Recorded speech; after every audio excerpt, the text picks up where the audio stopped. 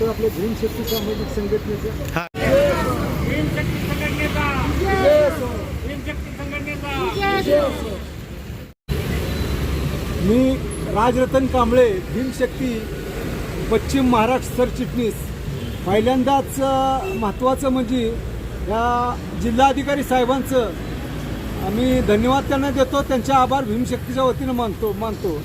आज या ठिकाणी भीमशक्ती संघटनेचं आंदोलन हा 4था दिवस आहे आणि काल 1 तारखेला संध्याकाळी माननीय प्रांताधिकारी यांच्या ऑफिसमध्ये तहसीलदार त्या ठिकाणी होते.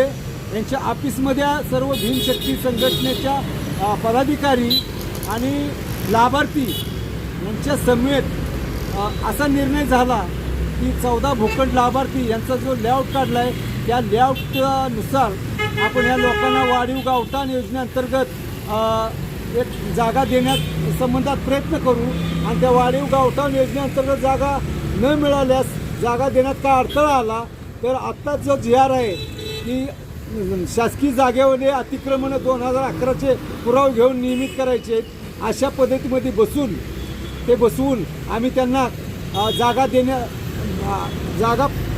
देणार आहे असं ठाम त्यांनी निर्णय आम्हाला दिलेला आहे.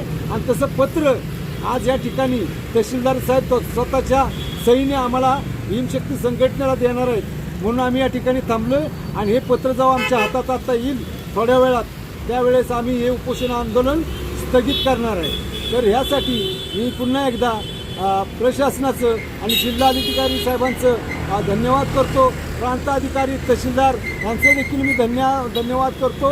त्यांनी तातडीनं बाबा या उपोषणाची दखल घेऊन हे उपोषण आमचं सोडवलं आणि या गरीब 14 कुटुंबाला न्याय देण्याचा इतक्या वर्षानं का होईना पण न्याय देण्याचा प्रयत्न झाला. त्याबद्दल पुन्हा एकदा त्यांचे आभार मानतो आणि लवकरात लवकर आम्हाला हे पत्र देण्याची व्यवस्था करावी म्हणून आम्ही हे उपोषण आंदोलन यावेळेस थोड्या वेळातच संपवत आहे.